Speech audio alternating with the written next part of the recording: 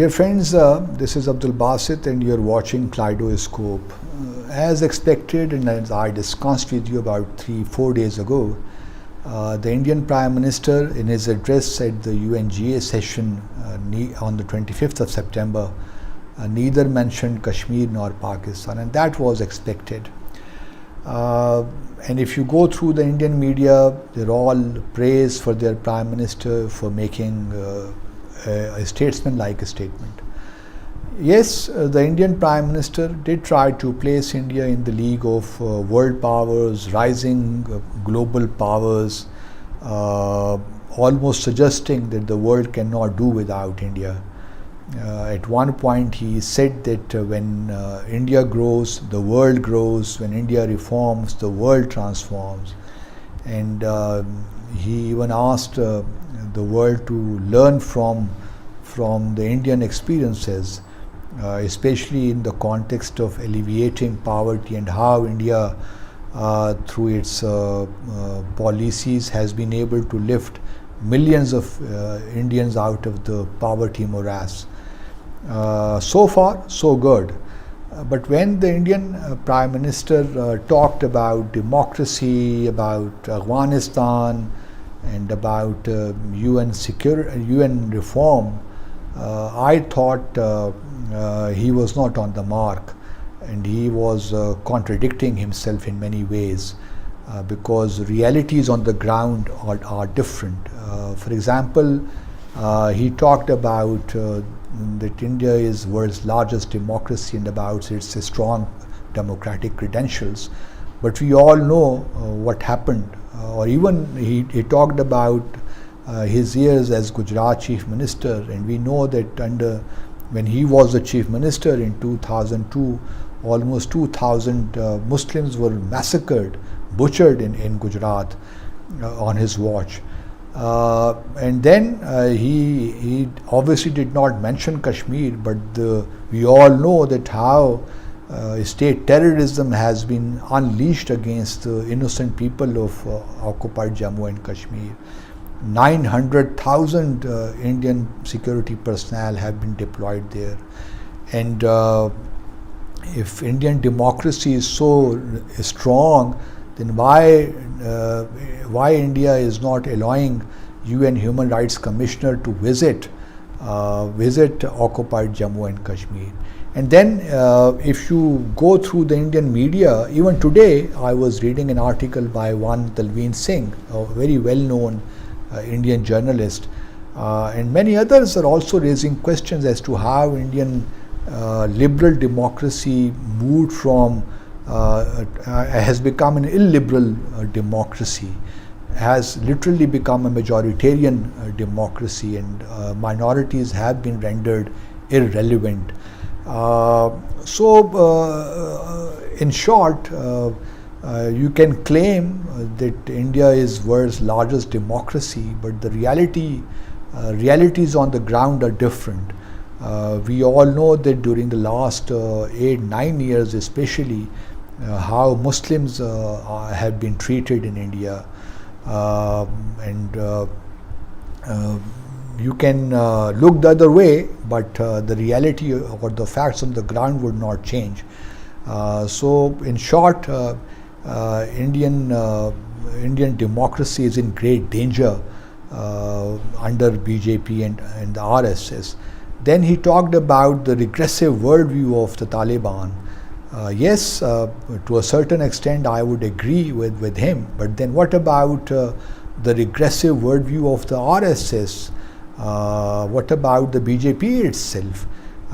We all remember the 1992, what happened to the Babri mosque in Ayodhya and how it was demolished, and now Ram Mandir is being built there.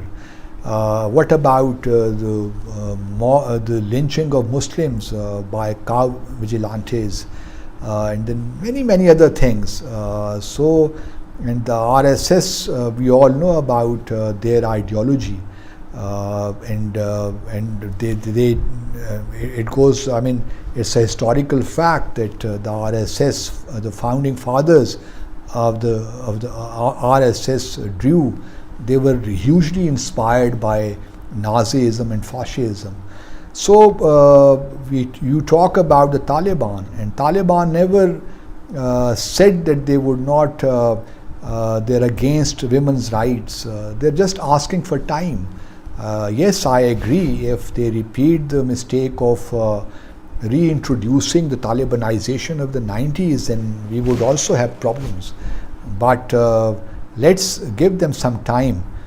Give some time to the Taliban so that they organize themselves and then try to address all these challenges. The Prime Minister also talked about cross-border terrorism. Yes, we all know that how you used Afghanistan during the last 15-16 years to destabilize Pakistan. Even recently, terrorist actions in Dasu, in Balochistan, in Karachi, they were all funded by India.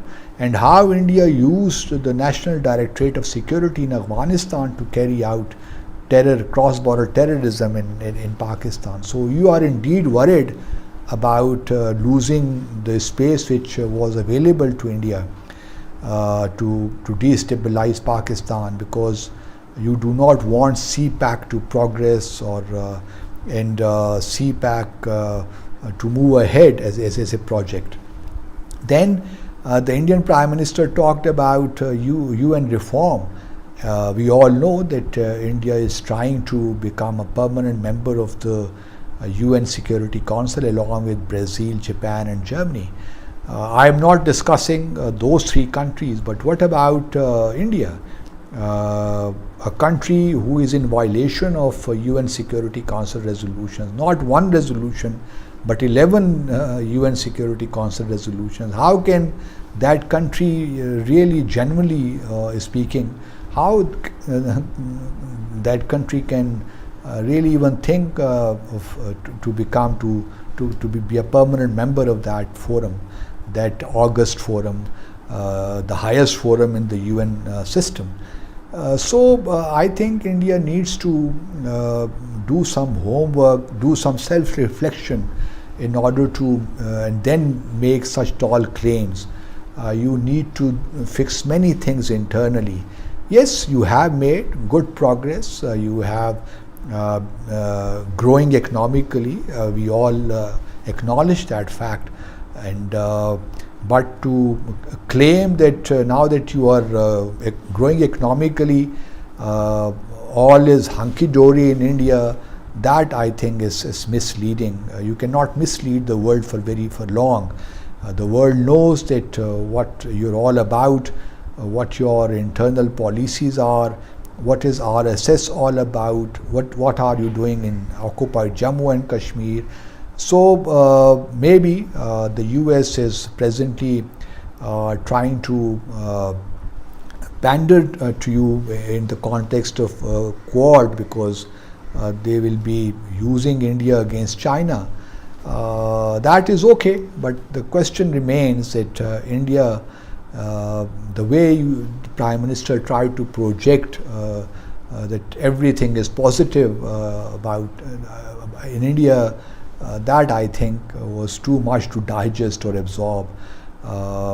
So to conclude, India may be a rising power, but it's a power with full of contradictions, with full of problems, and where democracy has now stopped working, and it has, as many Indian writers would say, has become a sham democracy. Thank you very much.